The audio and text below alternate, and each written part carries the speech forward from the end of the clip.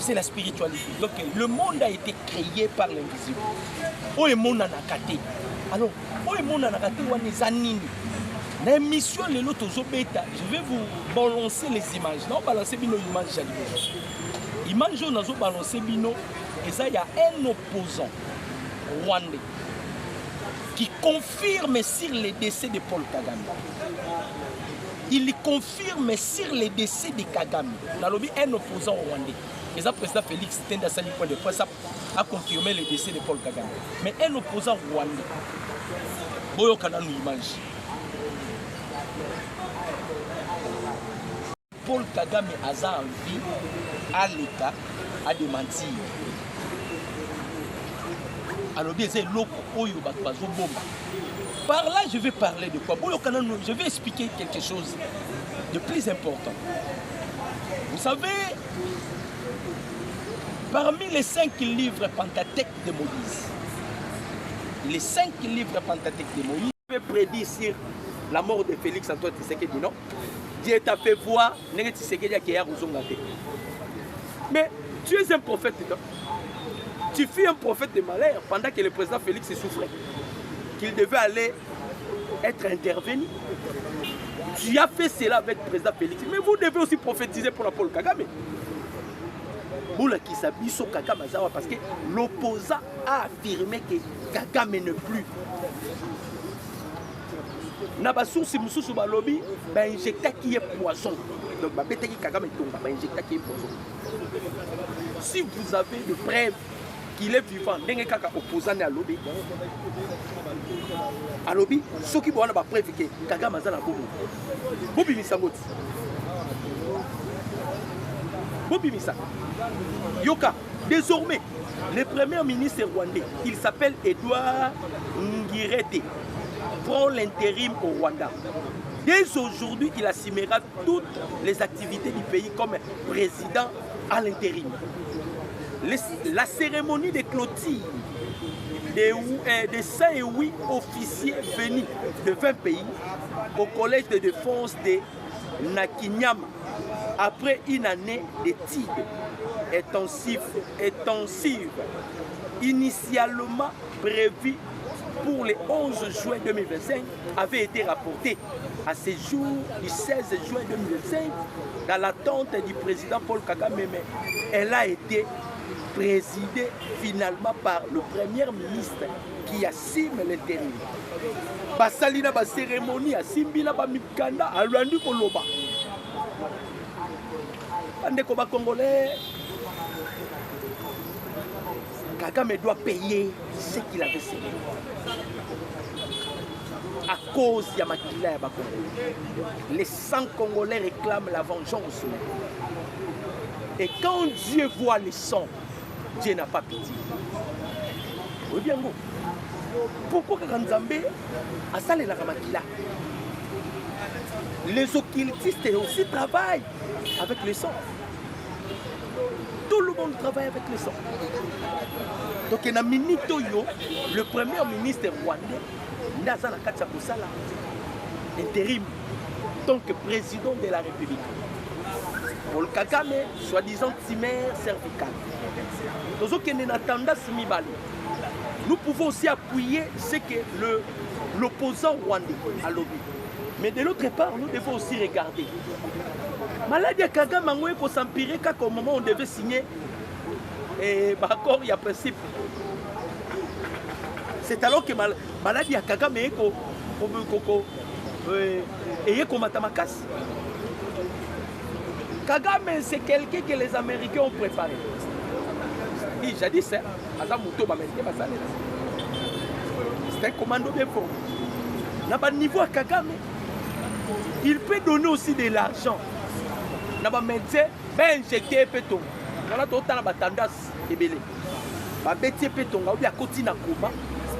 Pas tant au lieu les cas, maman cambo les que puis à quoi apparaître comme quelqu'un qui est ressuscité. Aux autres, on a des tendances. Donc, il y a une place soin. Mais les Américains, malins qu'ils sont, rouler les sous Kagame. Je vous informe, lobby document du maquis officiel, signature, il y a principe de paix, ce ne sont plus de présidents qui vont signer, mais ce sont des ministres des Affaires étrangères qui vont signer. Donc à l'heure où je vous parle, Thérèse Kayikwamba et Olivier Ndouri-Nguerero se trouvent aux États-Unis d'Amérique. D'ailleurs, je vous avais dit, Thérèse Kayikwamba sera sali des jours dans le Congo. Les restes des jours, mycolotique à la carte, aux États-Unis. Qu'est-ce que le président Félix a sali? Le président Félix a imposé un système, c'est-à-dire à bloquer sur le plan international, à bloquer l'Ibanda, sur le plan diplomatique. Bandeko, un pays sans la diplomatie, c'est un pays mort. C'est un pays qui n'existe pas. Le président Félix a brandir ma branche l'Ibanda, a bloqué la diplomatie à l'Ibanda pour les permettre Kataba Joseph Kabila, on les a expulsés. Pourquoi? L'Ibanda, déjà le président Félix a été sous passement. Tu n'as plus au contacté, vous n'avez plus d'entrée sur le plan diplomatique. Donc les Américains, Baké plus loin Balobi, Ezali, ministre des Affaires étrangères de Bakosi. On a signé pour Nani, signé pour le principe de paix. Nous avons maintenant la deal que nous avons avec les États-Unis d'Amérique. Bande de Congolais, Congolais de père et de mère. Omoni Kabila, Omoni Kabila, Omoni Moutema Mabé au Kabila Zana. Omoni, la nature de Kabila, c'est le même nature. Oui, ça il pas y a. Dans le bien, c'est le même nature. Oui, ça il pas y a bateau il y a 5 ans. Fricolé en Congo. Fulgence Mouteba, Abbé Donassé Cholet, ainsi qu'Eric Senga. Boyoka Makambuba Samba Zoussala. C'est grave, les églises catholiques. C'est grave, c'est grave, c'est grave, Boyoka. Makambuba Samba Zoussala. Basango tellement batamboli. Oyo nyo se tourner tout autour ya makila. C'est que je vous dis, retenez cela. Moni makilo sopana kana est ya République démocratique du Congo. Ils ont avancé batubélé. Ndé banda ko belé bozo mona na Kinshasa César Komata. C'est que je vous dis est clair. Na kokoma na dossier caméra pour comprendre. Na za na dossier na ya basango parce que ici, je vous avais déjà promis, vous serez informés en exclusivité de tout ce qui se passe au Congo. Basango tellement balouki bakota à contact avec les Américains, ça ne tient pas, ça ne marche pas. Basango va créer système. Na ba église nyonso, église catholique ya Congo. L'ordre a été donné par Frigolet parce que c'est lui qui est le cardinal. Incapable dans le pays Moussoussou, il est Congo. Bazo pesa le fidèle catholique va papier. Ba papier on a bazo pesa na pour les nini. Bazo pesa bango ba papier sous prétexte que bazo récolter ba signature ya ba congolais oyo ba boyi na bango deal avec les États-Unis. Allez-y comprendre. Allez-y comprendre. Donc il va créer loko tout ça l'appel na gouvernement congolais. Bola muka basango bazo sipa bazana sale coup ba préparer. Boye baka soki ba récolter comme 100 000 et qu'il aux États-Unis, ça va encore créer des problèmes. Boyokaka Abbé Donassé Cholet déjà dans sortie médiatique dans le Barani. Le peuple congolais va boy. Maintenant, ce qui est anormal, Bandeko, le minerai que nous avons dans notre pays, c'est le même minerai que Paul Kagame utilisait pour tuer des Congolais. Boyoka Bandeko. Les minéraux Kagame, Abaneko Iba, pour faire sa minele, à contrepartie, il y a Congolais. Pourquoi? Makila ba Congolais ne Bandeko Sala. Et ça, le roi Moutazo, ça la permutation, il y a vie. Je parle beaucoup plus de l'esprit. Ça la permutation, il y a vie. Vous savez, les prêtres catholiques, ils vivent aussi par des sangs humains. Pourquoi?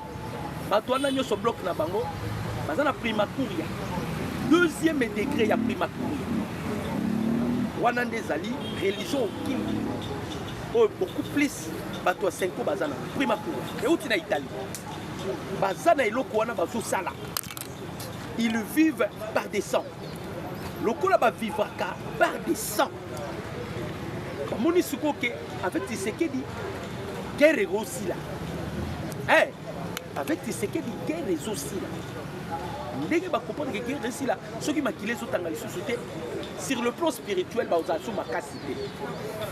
Et il veut la continuité de la guerre à l'est. Wana Zoloba, c'est l'église catholique. Pardon, l'église catholique était 5 ans. Veuillez m'excuser. Je parle de la 5 ans. Je ne parle pas de l'église catholique. Parce qu'il y a des prêtres qui exercent bien la prêtrise. Ok, Jacques Chabani. Après, si offre, non? La 5 ans qui est officiellement dans le ministère intérieur, qui est enregistré comme parti politique. Je vous dis la vérité. Pour qu'il offre ma vie, pour qu'il y ait une distraction, pour qu'il y ait un ministère intérieur, on va vous enregistrer comme parti politique parce que vous n'êtes pas Bamoupé. Vous avez Bamoupé. Comment? Parce qu'ils vivent dans les sangs. Donc on va bloquer Bango Makila, Bango Balingi continuité à guerre. Bazana Katia pour récolter la signature. Récolter ma signature. Et le réseau Salabango passe beaucoup de image na balancer. Comme on image na zo balancer. Et le réseau Salabango passe beaucoup de basoda bazobima. Ba militaire bazobima. Et le réseau Salabango passe. Passe ya makasi. Pona bango bananga babima te. Ba continuer koboma. Yango to répondant qui Chole. Dans ngaka telemela Jean-Pierre Bemba. Chole, tu n'as pas honte. Hein? Tu n'as pas honte à donner ces choses. Yoso telemela Bemba. Chole. Agression rwandaise, vous êtes incapable de dénoncer cela. Vous êtes incapable de citer même le nom de Paul Kagame. D'être fricolé en bon. Il y a le Bara Kagame, c'est le président le plus meilleur de l'Afrique. Le président exceptionnel, c'est Paul Kagame. Abimisa Kagame, un président exceptionnel, c'est le meilleur président de l'Afrique. Abedona Sechole. Kagame, un meilleur président de l'Afrique. Nzambe lokola Nzambe. Tu ne peux jamais t'égaler à Dieu. C'est ce que Paul Kagame voulait faire. Angaka comme Nzambe. L'histoire ne fait que se répéter. L'histoire ne fait que se répéter. Abimité. Abimité. On ne se moque pas de Dieu. Basango bazana katia ko récolter bien que les Américains basi balobaki. Donald Trump peut pas coincer parce que Maman Thérèse Kaïkwa bazo continuer musala. La politique est dynamique alors to koti que la ennemi espace T. Comme la politique est dynamique, Maman Thérèse passe à Libanda. Donald Trump a outil que ça la ordonnance a fait ordre en administration na yé. Même le département était américain que vous ne pouvez pas entrer en contact avec les individus. Les États-Unis désormais travailleront avec les institutions du pays. Maintenant, la grâce que nous avons, les loyaux, parce que le deal avec les États-Unis d'Amérique, ça va d'abord protéger le peuple congolais. Le deal où le président Félix a fait les contreparties. En retour, il faut veiller sur notre sécurité. Ndenge kaka bitu keita kedaki na este kokutana bananga babedo na sechole kolanda bilongi na bango te abattu donc pona bango nanga tikala kuna Joseph Kabila tikala kuna Tshisekedi alonga kwa pona basango. Mais ce sont des gens qu'on doit arrêter. Mobutu akimisaka so malula bateau, pourquoi pas vous condamnez pas ça ordre awa bateau babima ou bien on les arrête. Ou bien on les arrête. Ça dit que qu'on récolter ma signature, ma coquissa 100 et qu'on a 100 000. Pour la commémorer aux États-Unis, les Américains que les Congolais ne veulent plus cet accord. Bazo Kaboula ba papier pas y a ba maman mikolo, bazo kosa ba maman parce que ba maman na ba yebelo côté. Botala bino moko ba mupeo to ça na bango na koko ekolo Congo. Abedo na se cholé comme il y a si convention na ba raté soki la loi canonique ezawa ou bien nini. Ils ne font du n'importe quoi. Ils sont devenus les intouchables. Je ne sais pas. Ils ont pas payé mususu ça on fait aussi arrêter des évêques catholiques. Pourquoi ces gens ici continuent à faire du mal au peuple congolais, à la population et au pays? Ils continuent de faire du mal. Et bateau, ça là-bas, de l'autre côté. Pour tel locaux bateau, ils sont préparés. Pour tel locaux bateau, ils sont préparés. Tout cela, c'est pour bloquer les deals que nous avons avec les États-Unis d'Amérique.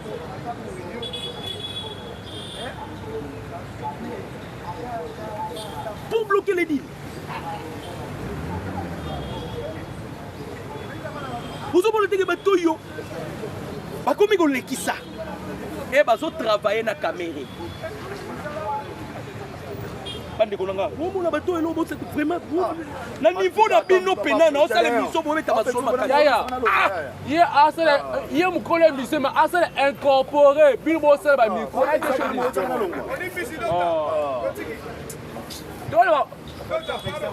Son prochain vote pour 5 ans, il y a mon conseil incorporé.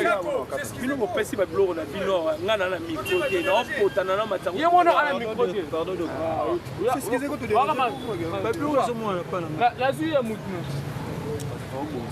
Bon, Matissa, bon, Matissa, bon, Matissa, Kamere problème, il y a Moba. Dossier ya Moba. Dossier autorité kangote.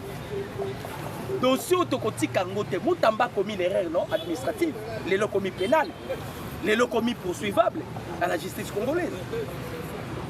Et Kamere a livré Moutamba à bien. Article 66 alinéa 3. Au ezolobake membre nyoso ya gouvernement. Au azana charge à la justice congolaise. À l'équitis et à l'Assemblée nationale. Aza démissionnaire de la 48 heures. Kamere savait ça. Va créer l'eau. Ton zone il paye pas Kamere. Kamere, il doit démissionner de toute urgence. Boyoka. Ton zone là. Yayambo, c'est Kamere qui avait prédit sur la chute de Bukavu. À Kosabiso. Filo Yosoki Katale et Kouyi. Et le gouverneur a aya de mentir yango totika ke lokwana bandeko Kamere a pesi batou botala non institution comme l'Assemblée nationale, deuxième institution du pays. Kamere tu donnes les informations que aux anango sirte na makambo ya naufrage Moba o batu bakufi 318 bandeko OK batu bakufi na 318 et l'objet a comme Nambango a s'excuser. Ça, ce n'est pas une infraction. Ça, ce n'est pas une infraction. Il y a l'immoso à Salaki Totika. Il n'y a aucun malembe la dossier Kamere. Il y a mis balé à Salia. Kamere a la facilité à Roloba Marambabato Bakoufi, Namoba.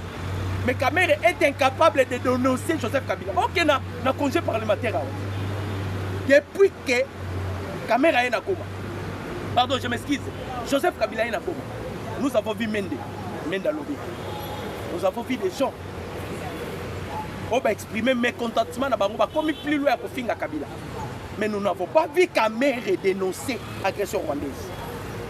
Nous n'avons pas vu Kamere s'acharner contre Joseph Kabila. Kamere a moni à Moutouya depuis avant l'Assemblée nationale de nous dire 318 personnes bakoufi na Moba. Ok, c'est une fausse information. Information Lukuta. Comment le président de l'institution, l'Assemblée nationale, aux alarmes d'information, au conseil de Katale et pour Kamere. Au conseil de Niwa et Moba. Moutamba Sali Herrera. Bolande lié. Dans ce sens, on a des députés nationaux. Pas si pesara parce que tous les députés nationaux, Kamere, c'est son baba. Majorité de l'Assemblée nationale, et comment il y a Kamere? Normalement, dans le dossier, le collaboyer, Kamere, il faut qu'il y ait une motion Azadi n'a cause à la présidente de l'Assemblée nationale parce qu'il n'a pas des informations. Voilà pourquoi il a échoué dans le ministère économique. Il n'est pas digne, donc il n'est pas informé. Moussalo Kamera et Kosala, c'est livré au Tamoutam. Incapable de dénoncer l'agression rwandaise. Et ça, il y en a bâti le point. Mathématiquement, depuis Kabila, depuis que les gens meurent à Bukavu. Et ça, Kamera n'a pas bâti le point. Bâti le point, il y a quelqu'un maman na Rwanda. Kamera, c'est rwandais. Ils ne peuvent jamais parler du mal de Joseph Kabila. Ils ne peuvent en aucun jour parler du mal de Joseph Kabila. Mais quand même, comme tu as commis l'erreur, Kamera, tu dois démissionner. Va député. Ah, président Félix, Assemblée nationale, Kotaboka. Pourquoi il dit soudain côté? Tout le monde appelle Moussala Malam Baosalate. Moussala Malam, tout le monde a Baosalate. Pourquoi pas dissoudre cette Assemblée nationale, chef de l'État? N'a pas viré aux caméras au Sala. N'a pas viré aux caméras au Sala. Tu donnes des informations dont tu ne maîtrises même pas. Un président d'une institution comme l'Assemblée nationale. Trop de Français. Na PC Ibrahim Traoré, les gens qui parlent trop français sont des bourriques. En soi, ils ne sont pas intelligents. Surtout que Tokangi Moraji, Makilez Otanga Soute na Est. Et loko moni pesi bango trouble. Parce qu'ils vivent avec le sang. Ma vivre kana makila. Loko la Makilez Otanga te. Makilez Otanga te. Parce qu'ils pelekes. Oya kene boy mabe. Oya kene boy mabe. Oya kene boy mabe. Oya kene boy mabe. Bango nyoso ki pelekes. La normalité des choses. Kamera doit démissionner.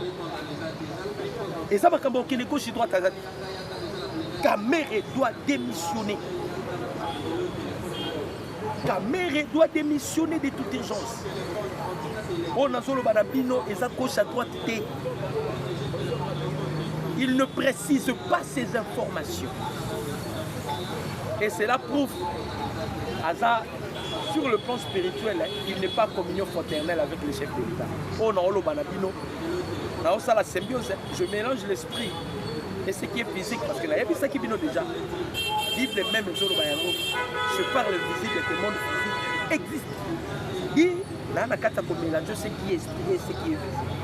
Spirituellement, ça prouve que Kamera n'est pas à fraternité avec le président Tshisekedi. Il s'est séparé de ses corps. Parce que le président Félix étant comme CEP, ma caméra va aller à la branche. Et Kamera a sa branche aussi à pays. Un président des institutions comme l'Assemblée nationale, vous avez fait cette information aux autres tâtonnés. Aux autres tâtonnés. Pierrot Louard. Pierrot Louard. Alors, nouveau complot contre Joseph Kabila. Ma caméra n'est pas là. Alors, la caméra n'est pas là. Tshisekedi a préparé un coup contre Joseph Kabila. Est-ce que c'est le président Félix qui va préparer un coup contre Joseph Kabila? Ou bien c'est le mal de Kabila qui va rattraper Kabila?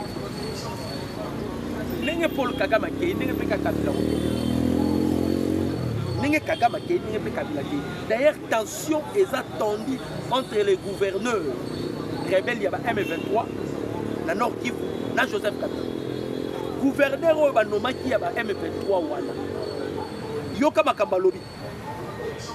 Albi, je suis gouverneur ici et je n'ai pas d'ordre à recevoir de Joseph Kabila. Parce que Missou va prêter serment par Nanga, non? Vous avez vu les images?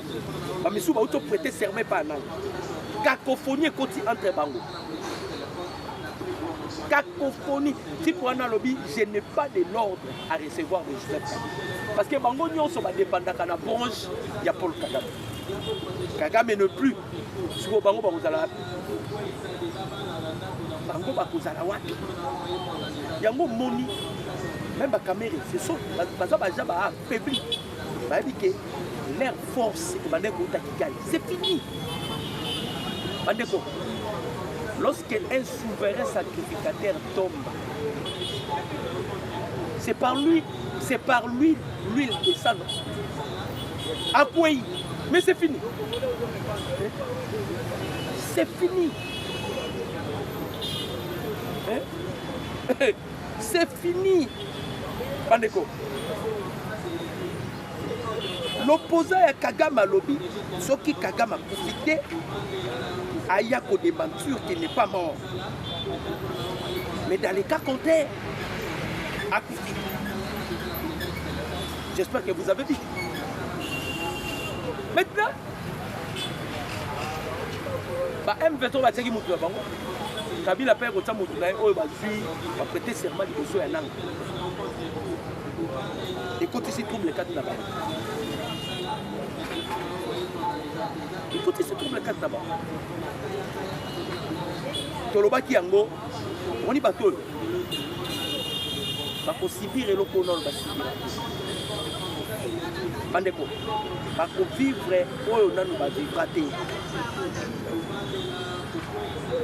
Parce que nous avons des Congolais à télémusico à la Katsakosala. Et les gens ici doivent vivre, ceux qui n'ont pas encore. Mon ami, mon maison. Aimez la vidéo, commentez, partagez les liens. Aimez la vidéo, commentez, partagez les liens. Voilà un peu bandeko congolais. Dès que Tolobaka, nous allons continuer à observer. Nous allons la nion sur la loupe. Nous allons échapper et sauter.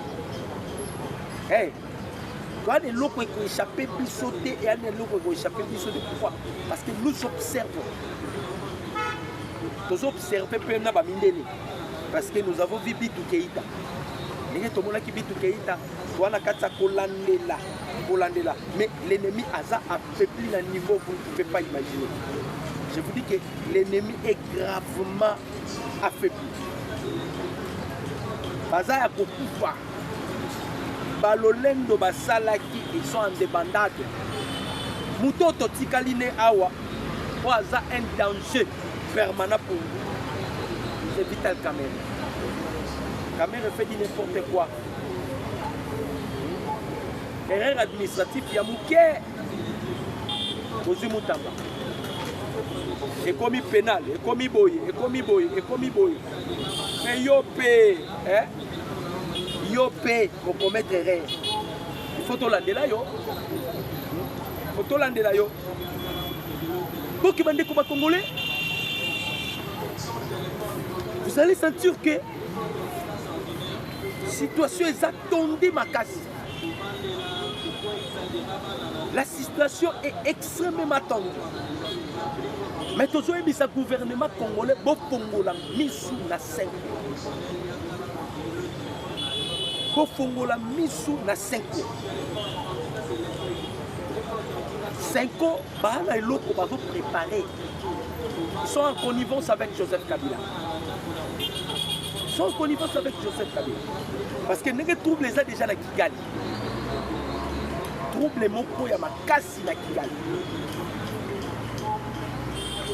Donald Trump a déjà pour préparer qui va succéder pour Kagame. Azalakati pour préparer qui va succéder pour Kagame. Et bateau nous sur Azalaki va appuyer naïe. Bah qu'on soutenir hier, bah qu'on salabo. On y va on va vendre qui vient. Bah Sassou, Baba William Ruto, Makakuta Yoweri Museveni. Et ils sont tous affaiblis. Ça affaiblit ma casse. Parce que l'Ibanda déjà sur le plan diplomatique. Imaginez, la justice américaine est allée plus loin pour condamner Olivier Kamitatu. Ça sont les fruits de la diplomatie. Ils avaient aussi interpellé qui? Moïse Katumbi. Interpellé qui Moïse Katumbi. C'est-à-dire aux États-Unis déjà là-bas, ils ont bloqué le système. Le système est déjà bloqué. Tout ça, trop. Et les Américains avaient adopté. Batubazo Luka pour bloquer la mission c'est la 5 ans. 5 ans, Luka a bloqué. Azo Punda a Luka bloqué.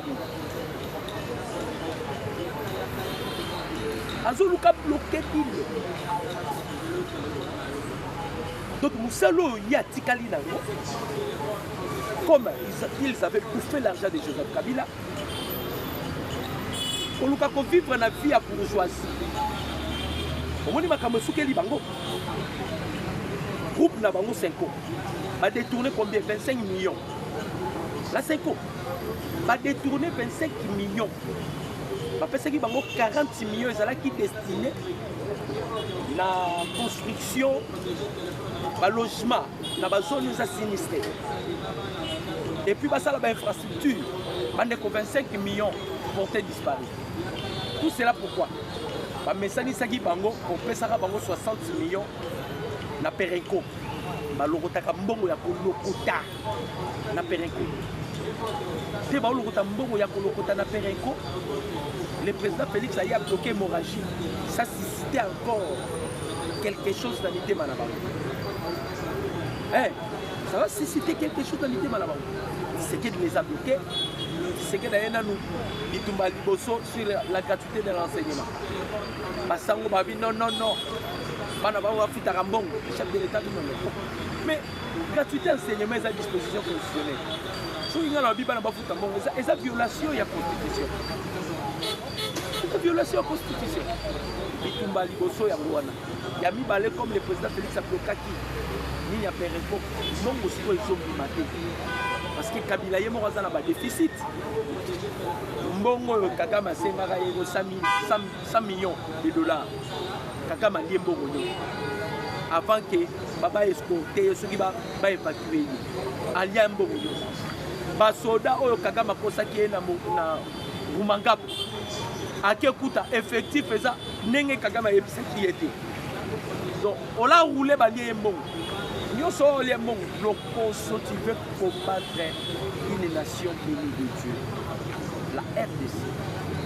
Chers Congolais de père et de mère, ce que je vous dis est vrai. Dans le baki yango, ils allaient qui facilité parce que c'était ils allaient qui maladie. Il y a qui n'a facilité pour contre la d'autres mais Kobima. Et c'est un rabot ça là examen. Pour identifier maladie. Les lois maladies,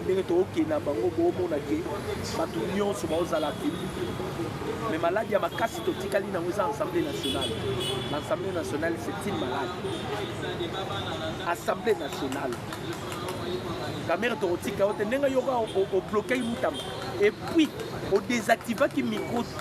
Au désactiver qui micro, ces petits-ci, on doit les pousser à démissionner. C'est de la même manière.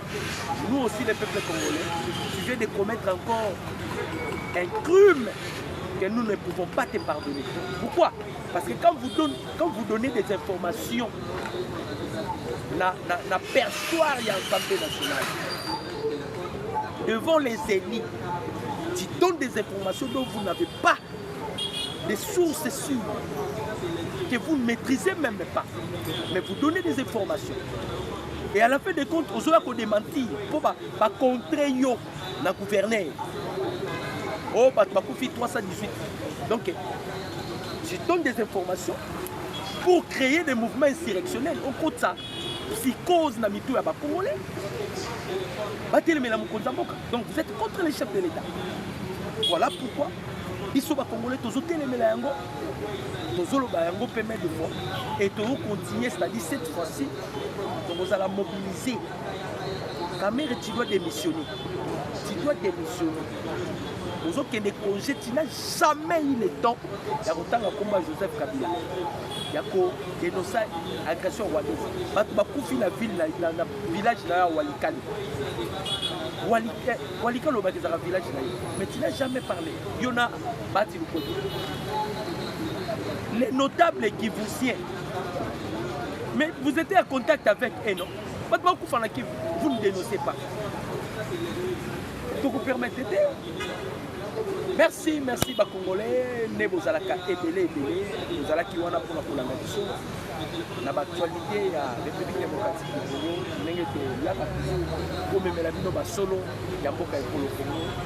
Mon numéro c'est 243 89 63 95 965. Mon numéro c'est 243 89 63 95 965. Je dis et je vous remercie. Ciao.